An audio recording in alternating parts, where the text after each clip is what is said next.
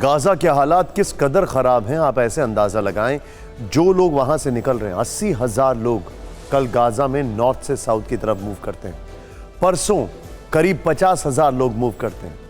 और जो यूएन के कैंप है वहां पर लोगों का जमावड़ा हो रहा है। हालत इतनी खराब है कि 160 लोगों के ऊपर एक टॉयलेट। सोचिए सर, 9 नवंबर की रात गाजा युद्ध की सबसे विध्वंसक रात साबित हुई है। इजराइल के लड़ाकू विमानों यहां 100 से ज्यादा बम बरसाए। हैरानी यह थी कि इस बार उनके निशाने पर रिहायशी इलाके में रेफ्यूजी कैंप नहीं थे, बल्कि यहां के छोटे बड़े 7 अस्पताल थे। ये इंडोनेशिया अस्पताल है, अल शिफा अस्पताल की रिपोर्ट भी हम आपको दिखा रहे हैं। टॉर्च लाइट, सिर पे लगी हेडलाइट, मोबाइल लाइट से डॉक्टर सर्जरी कर रहे हैं। लेकिन पहले ये विजुअल देखिए जरा।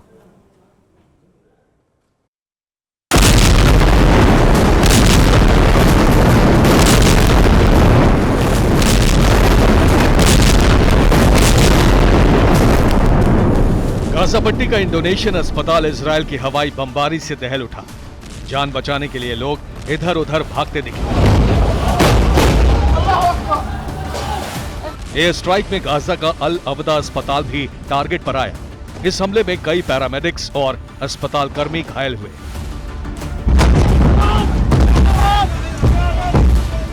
गाजा का अल शिफा अस्पताल, यहां भी इजराइल ने बम बरसाए। आईडीएफ के हमले से अस्पताल में दहशत मची। अस्पताल के यार्ड में भी हमला हुआ। शुरुआत में 6 लोग घायल बताए गए।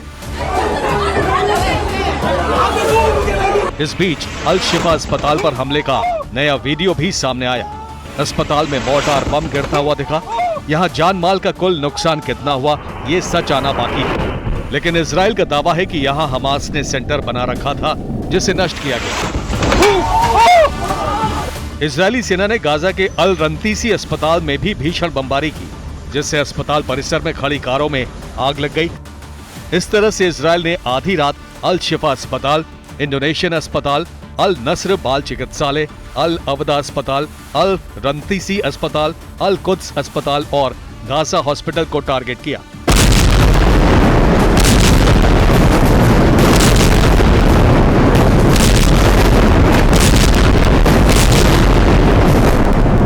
यहाँ सवाल है कि इजराइल ने अचानक से इन अस्पतालों को निशाना क्यों बनाया।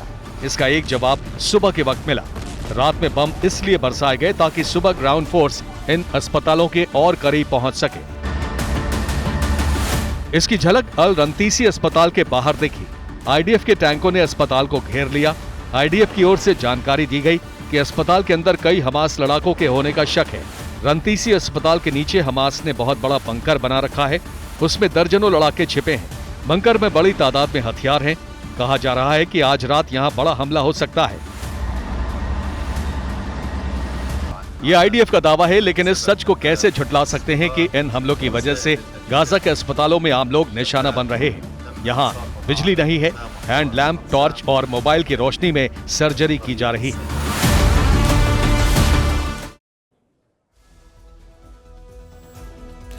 अब आपको अस्पतालों पर हो रहे हमले के बाद की दहशत बताते हैं। ऐसी रिपोर्ट्स हैं कि अल शिफा अस्पताल को चारों तरफ से घेर लिया गया है। बहुत चिंताजनक है। अल शिफा वहां का सबसे बड़ा अस्पताल है, 500 बेड्स का अस्पताल है। अल शिफा अस्पताल पर हवाई हमलों के बाद यहां ग्राउंड फोर्सेस और हमास के लड़ाकों के बीच भीषण लड़ाई है। इस वक्त भी आमने सामने फायरिंग चल रही है। ये वही अस्पताल है जिसको लेकर दावा किया जा रहा है। किसने दावा किया है? दावा किया है इजराइल ने कि यहां पर टनल्स हैं हमास की। लेकिन रमल्ला में मौजूद फिलिस्तीन के प्रवक्ता का कहना है कि ऐसा कुछ भी नहीं। अल शिफा अस्पताल के डायरेक्टर ने डर जाहिर किया है। कहा है कि उन्हें आशंका है कि अस्पताल पर किसी भी समय बमबारी हो सकती है। चिंताजनक बात यह है अल शिफा के पास दवाइयों की कमी है। WHO से सिर्फ दो बार उनको रिप्लेनिश किया गया है, मतलब उनको स्टॉक मिला, क्योंकि WHO मूव ही नहीं कर पा रहा है वहां। अल शिफा अस्पताल पर टैंक हमले का खतरा बढ़ गया है। नेतन्याहू हमास के खात्मे के लिए किस हद तक क्रूर बन चुके हैं। अस्पतालों पर हो रहे बर्बर हमले इसका सबूत है। इसकी गूंज संयुक्त राष्ट्र सुरक्षा परिषद में सुनाई दे सकती है। चीन ने इसके लिए आपात बैठक बुलाई।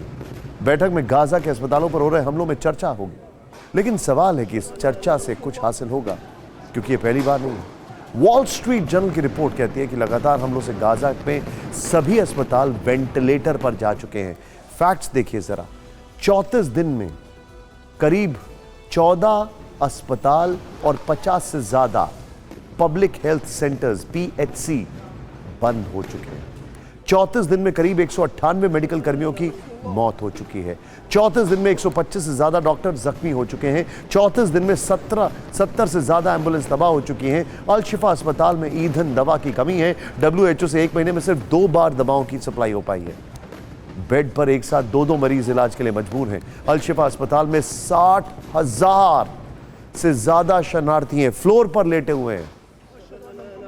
अल कुदस अस्पताल में ईंधन की कमी से जनरेटर बंद हो चुके हैं।